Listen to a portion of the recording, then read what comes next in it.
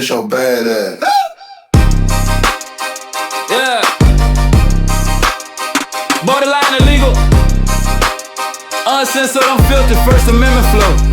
Let's talk. Borderline illegal, speaking what we feel. First Amendment heavy, that protection is real. Voices won't fade, now we cut through the steel. This the raw conversation, yeah, we keeping it trail. Borderline illegal, speaking what we feel. First Amendment heavy, that protection is real. Voices won't fade, now we cut through the steel. This the raw conversation, yeah, we keeping it trail. Borderline illegal, speaking what we feel. First Amendment heavy, that protection is real. Voices won't fade, now we cut through the steel. This the raw conversation, yeah, we keeping it trail. Borderline illegal, speaking what we feel. First Amendment heavy, that protection is real. Voices won't fade, now we cut through the steel. This the raw conversation, yeah, we keeping it trail. Okay. Unchained legal, unchained legal. Borderline illegal, speaking what we feel. First Amendment heavy, that protection is real. Voices won't fade, now we cut through the steel. This the raw conversation, yeah, we keeping it real. Borderline illegal, speaking what we feel. First Amendment heavy, that protection is real. Voices won't fade, now we cut through the steel. This the raw conversation, yeah, we keeping it real. God damn. Alright, y'all. Welcome to the Borderline Illegal Podcast, where we say stuff you're not supposed to say, but within the law. That's right. We're not here to break the rules, just to test to see how far the First Amendment lets us bend them. Tonight, we're diving straight into the line itself, the First Amendment, what it actually says, what it was meant to say, and what everyone keeps getting wrong about it. Because free speech doesn't mean free from consequences, and cancel culture isn't the same thing as government censorship. So buckle up, we're going to talk history, hypocrisy, and why the First Amendment might just be the most misunderstood piece of paper in America. Hold up. This your bad ass. Yeah. Borderline illegal. Uncensored, unfiltered, First Amendment flow. So as y'all get the gist, this whole podcast is going to be nothing but talking First Amendment, what you can and can't say. We're going to get raw, we're going to get unfiltered, but we're going to keep within the confines of that law. So let's first talk about what the First Amendment actually says, so you guys can understand it a little better. Congress shall not make no law respecting an establishment of religion or prohibiting the free exercise thereof or abridging the freedom of speech or of the press. That is an annotated version of what the First Amendment says. So there's 5 protections. You get your protection from religion, speech, press, assembly, and petition. Those are all broke down individually in the way that they're classified for the First Amendment and what it was intended for. So, to clarify, it restricts the government from passing any laws that restrict your ability to say, preach, live, whatever. It protects the government from those things. What it does not protect is private companies or individuals from restricting those rights. That's the most important clarification. The government is the only thing it covers. Private companies, individuals, is not protecting you from those people and your freedom of speech. Hence, why when you get a job now, there's a piece of paper in there in your terms and conditions of your employment that state what you can and can't do. Most places call it a social media policy because where most people put most of their bad juju is on the internet. That's great. They're really supposed to air out the dirty laundry and make it all public. Exactly. So the Founding Fathers saw free speech as a core defense against tyranny. So what that means is they saw that we should be able to speak up against our government in times where we did not agree with it. We should be able to assemble when needed against a tyrannical government. We should be able to do whatever religion we want to without the government stepping in and saying, no, you can't practice that religion in this country. And then it also protected the ability for the press to say and publish truthful facts in the form of the press. Now, what it does not protect against is people putting out wrong or incorrect information. Hence, why a bunch of our news stations nowadays are now under the entertainment category and not under the news category. So it's very important that you understand those differences when we're talking freedom of speech, we're talking the First Amendment. Those things are very, very, very important. What you got to add, Robert?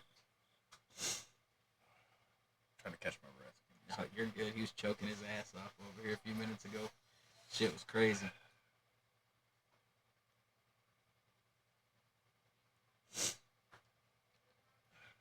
But like we've been saying, the First Amendment only protects the government from the government stepping in and saying you can't do these things. However, private people can tell you can't do these things, and so can companies. So you're not immune from cancel culture just because the First Amendment exists. Correct. And you can't get on the internet and say Joe Schmo is this, and this. Well, that's where without we it get being into libel and diehard slander. facts. You know what I mean? Like, you can say what you want. It can be within your opinion.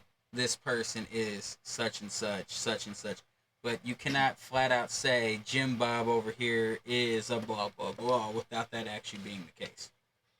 Which is definitely where you get into libel, slander, those types of things. We're no lawyers. This isn't a law school class or anything like that. But it is just so you guys understand what you can and can't say, what you can and can't do, what you're protected against in those aspects.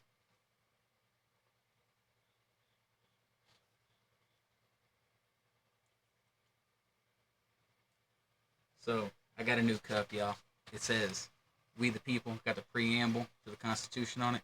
As you can tell, very big into, freedoms and shit. Constitution.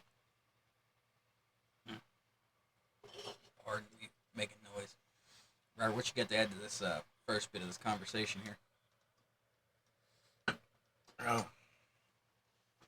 The First Amendment was truly born, in the early stages of America being founded. It was actually bore out of, influences from the Enlightenment movement, from Locke and Voltaire, because the early American press was terrible, just outright brutal, say that whatever they wanted, absolutely roasting politicians, and the founders just wanted that tension. They wanted they wanted to be able to say whatever they could to get the British mad, so that they would overstep their boundaries and eventually push for what we would eventually call the Revolutionary War.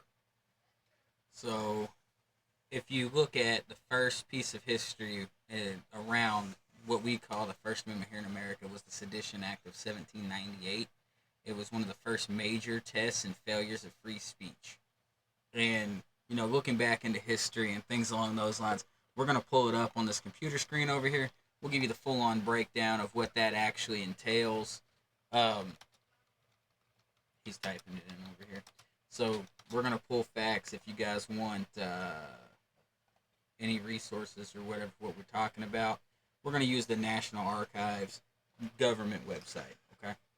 The Sedition Act of 1798 was a controversial law that criminalized criticism of the government, reflecting the tensions of the early United States and raising a significant question about free speech. The Sedition Act was part of a series of laws known as the Alien and Sedition Acts, passed by the Federalist-controlled Congress in response to the fears of war with France and domestic political dissent. The Federalists, led by President John Adams, believed the criticism from the opposition, Democratic Republicans, posed a threat to the national security and stability. So basically broke down that was saying that they didn't want anyone criticizing the government because, when you criticize the government, it makes the government look weak. And they didn't want that being shown as America's weakness with fears of the growing war. Especially considering the fact that we were a fledgling nation. We were trying to start ourselves off. And let's face it, governing a nation doesn't happen overnight. Yeah. There's got to be some, trials and tribulations, some starts and failures, trial and error. Yeah. And the Sedition Act made it a crime to publish false, scandalous, and malicious writings against the government or its officials. This included any speech or writing that can incite discontent or rebellion against the government. The law was aimed primarily at Democratic Republican newspapers and their editors, who were often critical of the Federalist administration. Now, when you think about that in retrospect to what we see in the modern era, right? We have two political parties who run the show. They don't like it when the other one talks shit about the other one, but we definitely have a higher influx of one political party trying to say what the other one can and can't say. And you guys know what you see in the news. We're not going to get into all that brass tacks and shit on which political party we go for, and yeah, yada yada yada. This is mainly so we as American citizens are all informed of what you can and can't say, why we need to understand the law. Because if you don't understand your rights as a person, it's very easy to take over those rights. You know what I mean? It's very important that you understand what you can do and what you can't do within the confines of the law. So you don't find yourself sitting inside of a fucking courtroom trying to fight your way out of some bullshit, okay? It's good that, we have social media. People can get on the internet and say and do shit, and it's a whole nother situation when you get on here and you spread lies about somebody and that person actually knows they can sue you for it. It's a whole different scenario. If you don't know the rules, but someone else does, you can end up in a whole world of trouble. So it's best to learn, pay attention, focus, all that kind of stuff. If you'll excuse my co-host Robert here, he has to get up for a moment. He shall return in a minute. While he is doing that, we'll talk about what the First Amendment doesn't protect in a little bit. So, defamation, right? That's very simple. Defamation is where you make up lies on somebody. You defame their character. You give context that makes them not their person, right? True threats, right? You can't threaten to kill somebody. You can't threaten to blow up a building. You can't threaten domestic terrorism. There's a whole slew of shit that you can't do, right? You're also skipping over child exploitation and obscenity. But we'll get back obscenity to that. really kind of depends on your environment. I mean, you Obscen- can't just start screaming out obscenities in a courtroom. That will get you Correct. held in Contempt, jail time. But you can, in reality, tell a cop to go fuck himself. That is perfectly allowed by free speech. But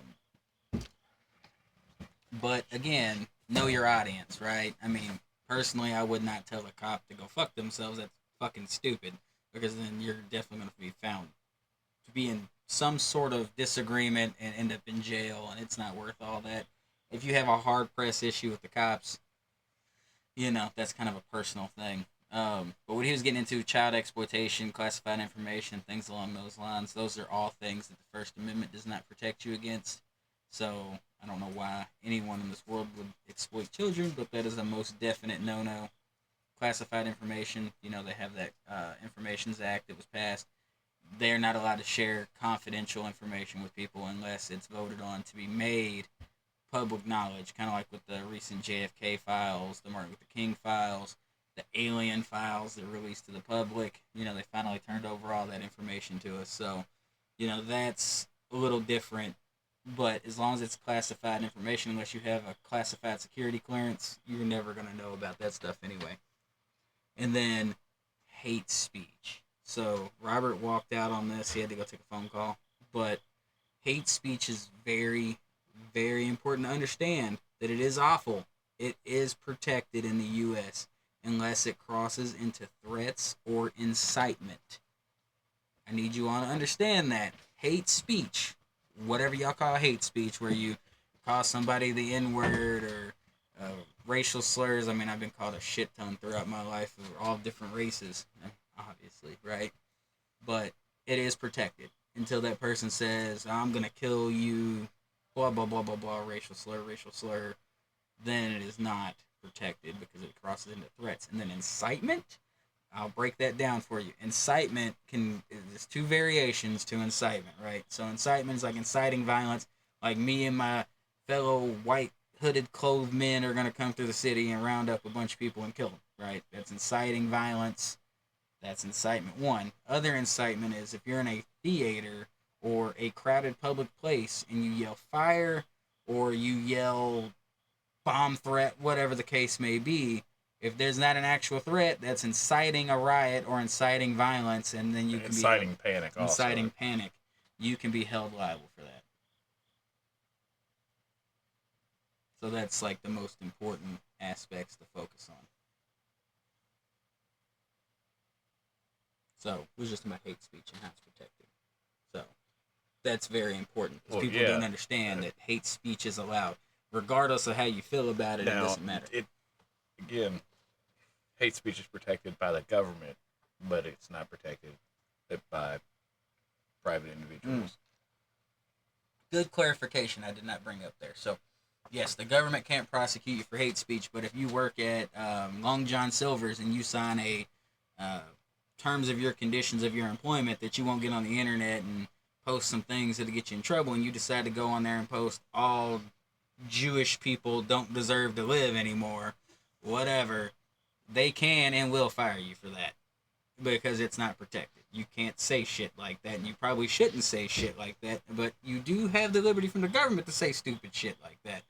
But your employer does not allow it, guarantee it. Every employer I know of, you sign a piece of paper that states that you won't say and do stupid shit like that. And then private entities and businesses, you can't just walk into a Walmart and start calling people racial slurs and expect to still get service, you know what I mean? So that's very important there too. That's where we have protections for businesses and entities where they have the right to refuse service to anyone. Doesn't matter for what reason, you can be refused service anywhere. Yes. So there was a case law that was brought up during our research for the episode. It was Brandenburg v. Ohio. It was a Supreme Court case that established a critical standard for free speech. Ruling that advocacy of illegal conduct is protected under the First Amendment unless it incites imminent lawless action. And that's broke down.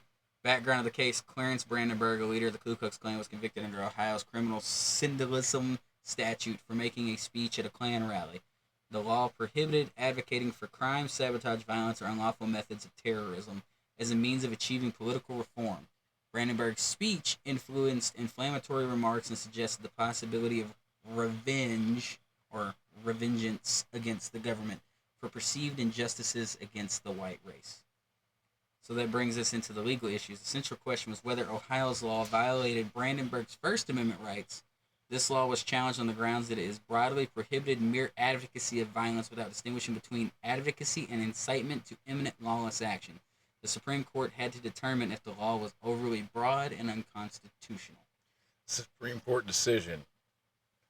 In a per curiam opinion, the Supreme Court reversed Brandenburg's conviction, ruling that Ohio's law violated the First Amendment. The court established a two-pronged test for determining when speech can be restricted. Intent.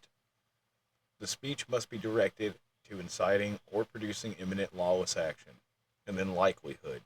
The speech must be likely to incite or produce such action. The court found that Brandenburg's speech did not meet these criteria, and it did not incite immediate violence or lawlessness. This ruling effectively protected speech that advocates for illegal actions unless it poses a clear and present danger to inciting imminent lawless action. Implications. Brandenburg versus Ohio is significant for its strong protection of free speech under the First Amendment.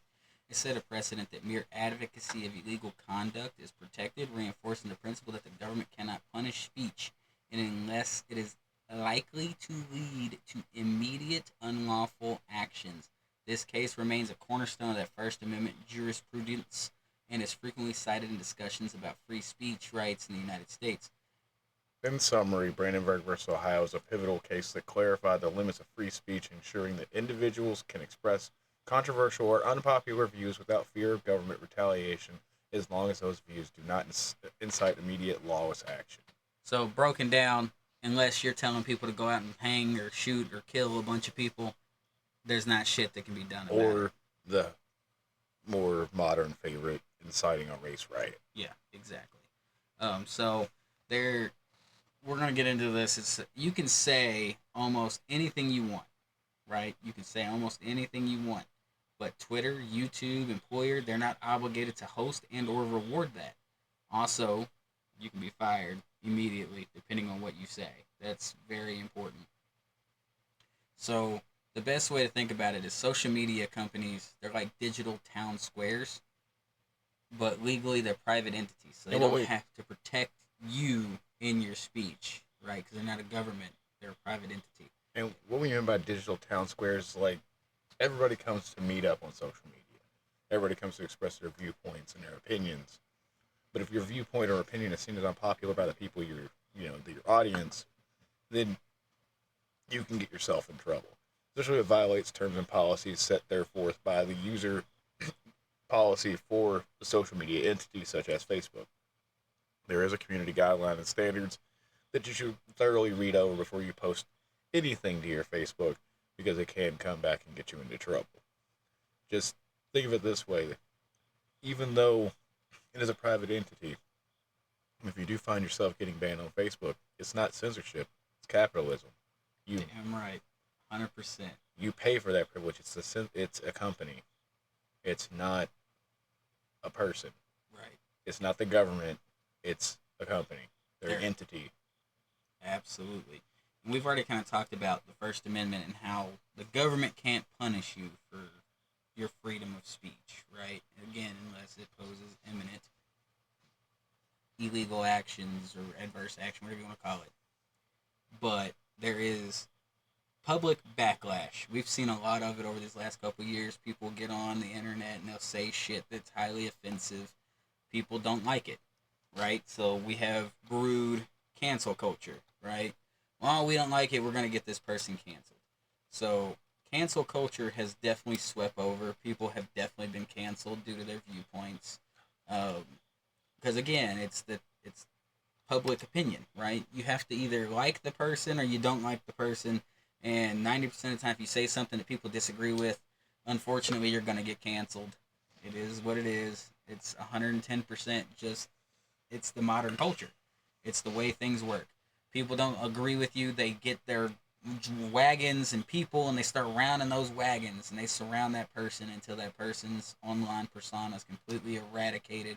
Or you get into the opposite reaction, right? Where I'm going to use famous metal singer Ronnie Radke as an example of this. Dude has been targeted multiple times for cancel culture. Unfortunately, for those people, the dude's backing is fucking massive, and you can't cancel the guy. He can say and do basically whatever the fuck he wants. And I mean, it is what it is, right? And then, you can compare him. He's a really good example. And then, who's another one? There's a couple out here that are basically too big to fail. But I wouldn't necessarily say too big to fail, but just you can basically get this, the freedom to say whatever you want. Is based upon your, at this point, the era of cancel culture is just based on your popularity. Oops, excuse me. The more popular you are, the more things you can get away with saying and doing. Right, and there's a lot of people that have, faced cancel. Ooh, Eminem. He's another perfect example of this. Look at how many times people try to cancel him for his viewpoints and things he says. Because, Eminem has some outlandish fucking lyrics, but they're, top tier. I'm a huge Eminem fan. No offense to anyone who doesn't like him, but fuck off. But he has been targeted multiple times for cancel culture.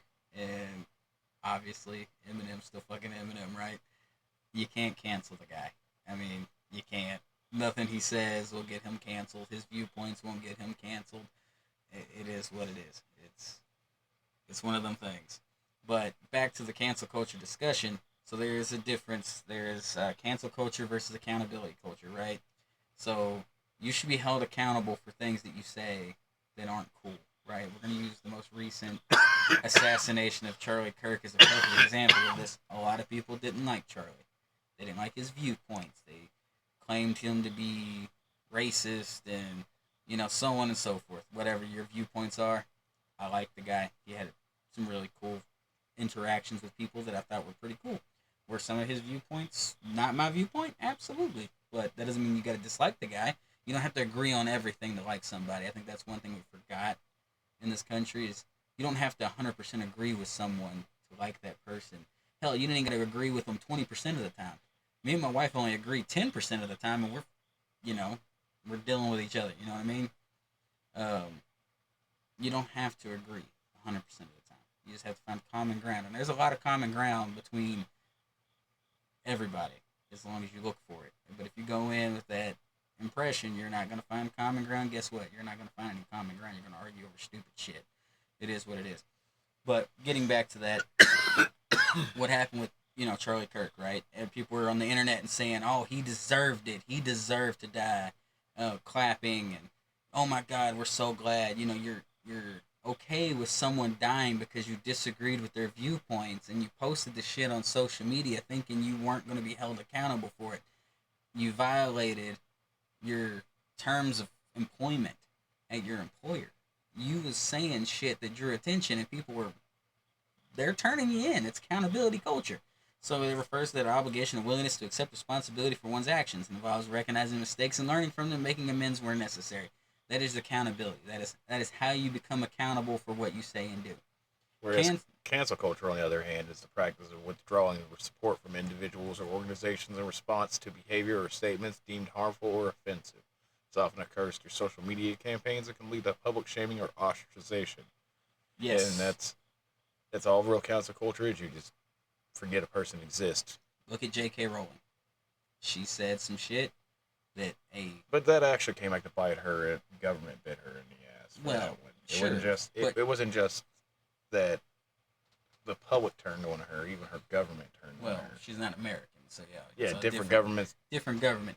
But J.K. Rowling said some shit that a certain community did not find to be funny. They found it to be harmful and offensive.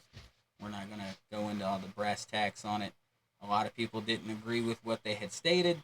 They ended up ostracizing and canceling J.K. Rowling. Obviously, you don't really hear about J.K. anymore. I mean, Harry Potter kind of, fell off the face of the map after that. They're trying to bring it back and, repair the damage done. Obviously, Warner Bros. Wants that franchise up and running for obvious reasons. But it just goes back to the fact you may not have liked what they said about a certain group of people, but you just discredited every bit of work they've done and kicked them to the side for stating their opinion on a matter. And that's... Well, I mean, that kind of goes hand in hand, too. This is one of those cases where accountability and cancel culture have kind of been intertwined. Because although they differ significantly, she's also being punished for the things that she said. Not only through cancellation, but she also took punitive damages from the government. For the most part, that's the only real way that things differ. The accountability culture is, about constructive criticism and growth, while cancel culture often just involves punitive measures that ostracize a person with no room for redemption so they can never come back from it. It's teaching somebody a lesson, but the lesson that they can't recover from. Whereas accountability gives you an opportunity to acknowledge the mistake that you've made, make amends for that mistake, and then never make that mistake again. Absolutely. So, I guess one of the things that we should be asking you guys, and this is something you can answer in the comments on this video, you're more than welcome to DM us, but should speech that's offensive but not illegal still be protected socially? How do you guys feel on that? I'm going to repeat that question one more time. Should speech that is offensive but not illegal still be protected socially? Meaning, if someone said something super offensive about any group of people that's a protected class, we'll just throw that out there. Should those people be protected by people within their society, or should society as a whole turn their back on that person? I mean, me personally, I think people should be entitled to their own opinions and should be able to voice their own opinions without facing public backlash. Maybe open up a forum for conversation on why they feel that way about that topic, right? Right. There should and be an that's the open thing discussion. is you have to open the floor of discussion for there to be a room for improvement. Let's put that into perspective. You're dealing with a person who's been living in Appalachian America his entire life. Let's just say that his family, generations, has been involved in Klan activities. They're just taught to be hateful. It's not. They don't know any better. This is the way they're taught. They say something stupid, ignorant, hateful, hate speech, and then they end up getting canceled. Well, rather than canceling that person, why don't you open up the forum to discuss with them why their viewpoint is wrong, or let them explain to you why they view the world this way. And it may be inherently wrong. It's they're entitled to their opinion. They're entitled to their viewpoints. And that's what we want here in America, right? As a free America. It may hurt your feelings, but we've been told the same as we've been growing up. Sticks and stones will break your bones, but words will never hurt you. Like, the words only cut as deep as you let them. You're going to face hate no matter where you go for any number of reasons. It can be the way that you look. It can be the way that you act. It can be the way that you talk. Your religious viewpoints can get you made fun of as well. It never really seems to have a definitive end. Like, That's one of the things that makes people unique is that we're different. But it's also what causes a lot of discourse between people is the differences people have. You are entitled to be different, to be unique, and maybe just acknowledging the fact that everybody is a unique person and has the right to be, in fact, unique would maybe end a lot of this need for extremes. Because cancel culture is an extremist activity. Just like somebody bombing an abortion clinic is an extremist activity. You're trying to sway somebody by giving them extreme means of consequence rather than, hey, this isn't right. We're going to try to fix it. You can't fix it. Once you break something to the point where you believe it's unfixable, then they're never going to change because you didn't give them a chance to. And they feel like, well, now I'm set in my ways because you won't give me the opportunity or the room to grow. Yeah, absolutely. Because we as a people are completely different. I mean, you see me and my brother sitting here, myself, Zach, and Robert. We're different. I mean, 100% different. Our viewpoints are different. We don't agree on shit all the time. And we grew up in the same household. We're about 2 years. We're 2 years apart in age. But we can get into the way we're raised raises us different, that kind of thing. But we're two completely unique individuals with our own viewpoints, which is why we started this podcast to begin with, is to share that just because you're different, you don't agree on everything, that you can still have a fucking discussion without it turning into a knockdown, drag-out fight, or, you're ready to cancel some shit because you didn't agree with what they said. This whole podcast just set up as a forum for people that have different opinions because we have different opinions and we're sitting right next to each other. Damn right. And the one thing that we want to, start doing is, as this podcast evolves, when you guys comment and stuff like topics, things that you want to talk about, things you want our viewpoints on, I know you don't give a shit, but things that need to be brought up that people are kind of afraid to talk about because it draws that line, in the sand. People are afraid to overstep those lines and talk about those topics. But, for us, we're not afraid to talk about it because we know how to keep it legal. We know how to keep it safe. And we know how to have those conversations that, you guys will probably listen to this podcast when it's posted on YouTube, our first episode, and be like, okay, so these guys are just talking bullshit, blah, blah, blah, blah, blah. You're going to clown us in the comments, like, oh, yeah, look at that fat fucking dude with a fucked up hairline and blah, blah, blah, blah, blah. It's not going to hurt our feelings, I promise you. I've been getting drugged for the last 20 years. Not going to fucking bother me. But that does bring us into our next topic of conversation, where we have modern challenges to free speech. So there's a lot of modern challenges out there. One, AI-generated content and misinformation. How they should be should they be regulated is the question. It should, because that's kind of like goes hand in hand with inciting panic or creating libel or slanderous remarks.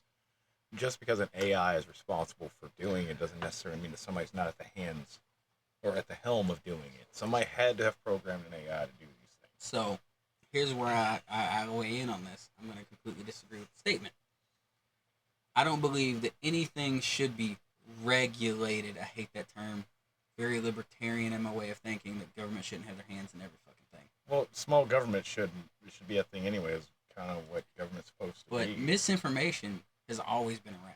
Well, yeah. People have always spread. I know you guys remember watching those damn political commercials be all over TV when we was kids, when we actually used to watch television, and it had the commercials and shit in every fucking... Yeah, like this ad's paid for by blah, blah, blah's campaign, and it's just a slander ad. From August through fucking Well, it's October, not really a slander, it's a smear campaign. Yeah, it's a smear campaign. And they say, oh, well, Joe Schmo over here gave money to blah, blah, blah, Al-Qaeda, and it's just a bunch of bullshit that they help facilitate arms trading with the Iraqis. Yeah, it's bullshit. Right. This woman signed a deal with the devil. We have a picture of it right here. But you see that? You see how quick that topic changed, and he was starting to agree with me on that? Misinformation should not be regulated. You should be able to say what you want, as long as it doesn't incite violence or a dangerous rhetoric. You can say what you want about somebody. Doesn't mean it's true. No. And it's up to other people to actually research what is being said. Well, that is the hardest part. And I don't mean to overtalk you here, I promise. but research, right? You see a fucking ad where it says Jim Bob over here was trading guns with the fucking Israelis, and it was caught on news camera, and you go type that shit on the internet, and there's nothing that comes up. Is it true? Well, that's where we get into this great problem we have nowadays that everybody walks around with a smartphone. They have information right there. Right Goddamn there. right you do. Instant gratification. You can look up anything you want, but do people look up anything? No. They just take whatever's on the internet's word for it. If you go on Facebook today and it said that Donald Trump was a lizard person who worked for, a secret underground Illuminati facility, you know how many people will be running around screaming that at the top of their lungs if that's true? Already happened. Yeah, I'm aware of that. Post That's the other day. Fucking 5G causes cancer. And it might. It might, but we don't really know. Are we medical professionals? No. No offense to the state of California, but everything under the California 95 Act is known to cause cancer in California. So, it's on the fucking everything these days. California causes cancer. Everything causes I mean, cancer. you gotta understand it's the Sunshine State. You're gonna get melanoma, dumbass. You're constantly under sunshine. So we get into that conversation about AI generated content. It's one of my favorite topics of conversation because it's making highlights all over TikTok right now. People are on there and they're wearing their fucking golden armor and shit, and they're like, people that use AI are fucking evil. They're stealing other people's ideas. Not every idea is stolen. Nothing's original. Besides the people that originally created it. Absolutely. Everything's an adaptation of something else, whether it be a movie or a song or a TV show. Something has inspired that piece of artwork from something else. Even art is an original. Bingo. You've seen somebody else's artwork in a museum, like, I can do that. Or I can do something similar. My America flag behind us here with the eagle with the mullet wearing the stars and stripes. America, fuck yeah. Definitely stolen artwork. I mean, that shit came from China. Like, who gives a shit? You want me to be really technical as a veteran? That is a defacement of an American flag. Yes, it is. It absolutely is. Abso-fucking-lutely. But it's cool. And while we're on that topic, and, your freedom of expression and all that good stuff, technically that's illegal. Mm-hmm. Just like your little blue line flags and your thin red line flags, and those are illegal. Those are defacements of a United States flag. As long as they're not in the exact measurements of the flag, that is not, sir. It is not an American flag at that point. That's very important, right? Because if we're talking about the law, there's a whole lot of laws out there. It's like the giant flags they put out at the football games would technically be illegal. Yeah. Because they're an oversized flag. It doesn't fit within the flag statute. That's an actual thing. You can look that shit up yourself. But the flag has to be... There actually is, regulated flag sizes and all kinds of other stuff, but we're not getting into all that. No, that's what I'm saying. But I'm just saying, even technically designing an American flag of any other color or any other pattern is illegal. But it's not an American flag. No. Technically, no. That's the important part. That's the distinction. This is a America flag, but it is not an American flag. It is not the stars and stripes in its original entirety where you get into the legal confines of the flag statute. And this is why it's important. When you bring up the law, you know what the fuck you're talking about, right? You have to know. And what he was saying is true. If you was to have, I forgot the actual measurements of the flag, and I'm not looking at the flag statute. I don't give two shits enough to do that. But it was a issued flag for the government, and you was to do this to it, it's fucking illegal. Let's be real. There's not a single issue government flag. Every flag in America is made in China. I don't think I've seen an American flag made in America since we don't make shit in America. Service.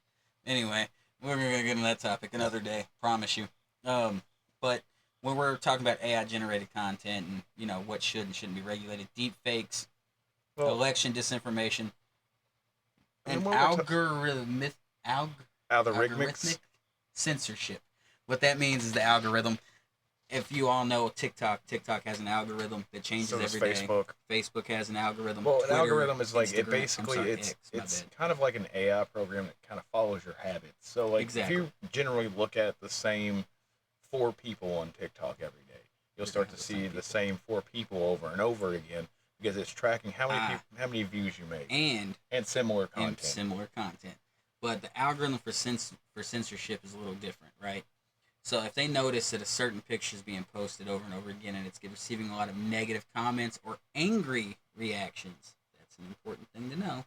If it gets a lot of angry reacts or it has a lot of negative comments that creates the algorithmic flow that starts that censorship where it starts putting that stupid gray box that says, are you sure you want to view this content? Is this content may be offensive? That's how the algorithm works. A lot of angry reacts shows that people are offended or upset with that content, right? It was a way for them to create that algorithm. Now, I don't know that 100%. That's what I view. Just want to put that out there. But it makes sense, right? Because if you see those, beheading videos and shit that be circling around that have the gray box, or the fighting videos, or whatever else stupid shit people post on social media, it's the same thing over and over and over and over again. So, algorithmic censorship. I don't think anything should be censored. I think people should be able to see and view things, whatever they want. Well, that really depends because you got to cater to your audience. I mean, with exceptions. Technically, your 7-year-old kid should not be on Facebook. Well, that's or bad parenting. TikTok, but it's always going to be blamed on the content. But let's face it, when we were it's like kids, letting your kid play Grand Theft Auto, which our parents did, right? And then wonder why they're out stealing cars and shooting people. That's a lie. That was bullshit. That is exactly what that was. Just because you played Grand Theft Auto as a kid doesn't mean you're going to become a fucking gangbanger and go around stealing cars. If you have that much of a mental disconnect from reality in the video game world, then maybe. It's just like, I know your son plays, my kids, all 3 of them, they love Roblox. Right. That is like the most toxic bullshit I've ever seen in my entire life. Well, it's because of some of the things like that slip through the cracks. The same thing like, using YouTube, use children's YouTube. There's things that slip through the cracks that should not be on children's YouTube. Oh, yeah. And humble their brains. I mean, look at that series Skibbity Toilet. No offense to the creators. That shit was off-kilt, fucked up, mental warping bullshit. You got toilets with heads and fucking stereo people and they're in a war, and I didn't understand the fucking thing that was going on. The kids are like, Daddy, Skibbity Toilet, it's awesome. I'm like, yeah. Okay, I'll take your word on that shit. Well, while we're on the topic of technology and, AI, social media's, everybody wants to hate on people that use AI to create, but that's what AI is for. I mean, it's not just for you to talk to it so it can play your music. It's for you to use how you want to. AI is awesome. So, if you don't know how to properly prompt I think that it's crazy that you get shit on for creating content through an AI, but some people will go and buy a car that's driven by it. Oh, here's my favorite, right? Put your life in its hands, but you won't let it make content. So, there's for been you. a lot of artists on TikTok and shit. I'm not gonna name drop anybody or anything like that. I watch their videos and they're bashing out AI, right? They're like hammering it. I can't believe people are using AI to write music. Real artists are gonna be put out of business. No, they're not. It's okay to like something that was created by artificial intelligence and still like real music. I love music. Music's my life. I create AI music, as you guys know. My TikTok is fucking plumb full of it. I create music that I enjoy and I share with people in hopes that they enjoy it, and honestly they have. But this goes back into the topic, right? So there was a person the other day that was posting a video and they were like, well, I use I'm not going to say the name of the program to help with ideas for my music, but if you use it, you just post the music. No, dude, it's the same thing. You're using AI to build your brain to help you make the music. There is no difference between using AI to write a full fucking song for you and then using it for inspiration. Brainstorm. It's the same fucking thing. You're still using the AI to help generate ideas. You're using the AI for whatever you want to use the AI for. And then half of these fuckers are using AI in their college classes and everything. You're using ChatGPT to write your fucking essays and shit. And then you're taking it through humanizers to humanize to where you won't get caught cheating, motherfucker. We know it. It is what it is. People do it all the time. AI is awesome. AI is a fantastic tool. And as a person who trains AI models in my spare time and does all this other stuff, if you guys even understood how fucking AI worked, it'd blow your mind. And it does use a lot of inspiration, right, from the World Wide Web. That is, the internet is your oyster. But once you post some shit to the internet, it becomes free use at that point anyway. You can't go and copy word for word of what someone says, but you can paraphrase all fucking day long. If you do decide to go verbatim, as long as you give your resources at the end of it, like they taught you in college, and you cite those sources, then you're good. And AMA format and all the other bullshit they taught us that it's fucking useless information. College educated here, 4.0 GPA. Promise you, shit means nothing. Fucking stupid and a waste of time. But that brings us into the next topic of discussion: speech laws on college campuses and safe spaces. Are there protection or suppression? What do you mean, protection or suppression? Easy. Protection or suppression? Are you talking about the safe spaces in general? No, we're talking about college campuses where they say you can't say certain things because it's offensive. or Well, you I can't mean, generate- technically, when you get back into this argument, we've already had this discussion. A college campus, even though it should be a public institution, is not. It's a privately controlled corporation, and therefore it is an entity. Therefore, just like your job, they can create a core conduct amendment that you have to sign. And if you sign it, well, you're at the mercy What of about their... state-ran universities, government-ran universities? That draws a fine line, now, doesn't it? Well, when you put it, well, even though their state ran doesn't really mean anything, they're also privately funded as well, and normally a state ran university costs more to attend, which you're paying for that privilege as If somebody I'm limit your not freedom. So I mistaken, mean, a you're lot the of one doing colleges it. fall under non-profit status, But look how much their fucking staff makes. What do you mean nonprofit? but they fall under non-profit status and then qualify for non-profits. And we'd have to do more research on this. We'll get into that probably in a different Yeah, this episode. this where is we'll talk about completely it. like this But is going way college off. campuses should be a place where you should be free to speak about whatever you want. Well, that's where most people 'Cause are you're in learning. college. They're learning in their formative years about their rights, and they should be able to express those rights. Again, you should be able to express yourself wherever you want, as long as it's inside the United States. But again, that's where we get to that fine line between protections of an individual and protections of an entity. Yeah. The college campus is technically an entity, but when it comes down to it, where my brother stated, you've got state-controlled and state-funded universities that are supposed to, abide by state statute, but they seem to be able to come up with their own policies on the fly as well as companies do. So, I mean, that's not really up for us to decide. That's something that would have to be fought out in a legal battle, and Right. someone would have to take it to the Supreme Court So- for it to be legally defined for us, because we don't have the right to define it for ourselves.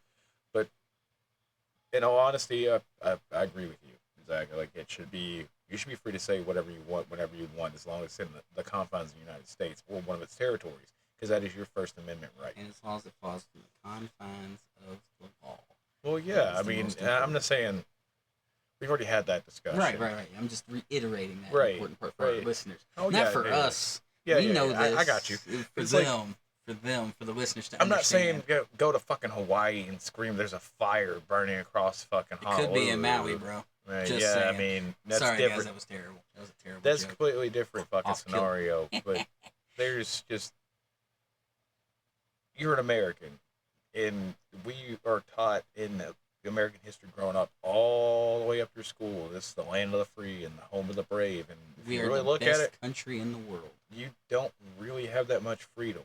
Your government has really dumbed them down because people don't understand the freedoms they have in the first place. And I think that with us attempting to try to get people involved in this discussion and further educate people that are, in their youth, we're able to get the message across that, hey, you're allowing your government to limit your freedoms even further than where they should be allowed to. And that was defined by the original government.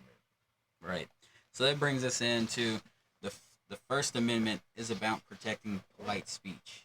It's about protecting the unpopular stuff. Even if you don't like it, even if it's something that you seem as absolutely hateful or disgusting, It should be protected. Absolutely. Because again, if you want that freedom for yourself, to be able to say that, hey, that is disgusting, that is outright diabolical, you would say something like that, then the person should be able to say it. Like, you can't have both sides of that coin. You can't be able to limit someone's speech, but then not say that and then them not have them say it, and then complain about it at the same time. It doesn't make sense. Absolutely. So I got a quote for you guys. Freedom of speech is meaningless unless it protects the speech we hate. And that is by Justice Oliver Wendell Holmes. It is very important you guys understand that quote. I'm going to say that one more time. The freedom of speech is meaningless unless it protects the speech we hate. Again, Right, and Justice Oliver Wendell Holmes. But that's just exactly what I said. You aren't free to. You don't have the freedom of speech unless you can say whatever you want, other than, inciting violence and panic. But if you can't say it, then how are you free? Then where's your freedom of speech lie? Yeah, absolutely. You're limiting yourself by saying that you can't say these things, and then I say we definitely have traded in our principles of freedom of speech for comfort. well, I think that a because lot of we don't like to be uncomfortable. well, because I think that a lot of that came after 9/11, and everybody was scared, and they started trading in their freedoms like through the Patriot Act, allowing the government to look into every American at all times, and then it's just kind of like the world got scary for a bit. Yeah. And everybody started trading their freedoms, and they stopped realizing that, hey, we're supposed to be free. You're constantly trading in more and more of your freedom because the government's scaring you into thinking that if you don't trade in this freedom, that it's going to get out of hand and the rest of the world's going to turn into a shit show. Absolutely. Absolutely. Well, like I said, we're not here to offend for shock value. We're here to talk about what's true, even when it's uncomfortable. Right around that topic. Because if the First Amendment means anything, it means we get to speak freely, and so do you. Next week, we'll see how far the freedom actually goes when money, media, and moral outrage collide. Until then, stay bold, stay smart, and don't cross the line unless it's borderline illegal. Hold up, this your bad ass. Yeah. Borderline.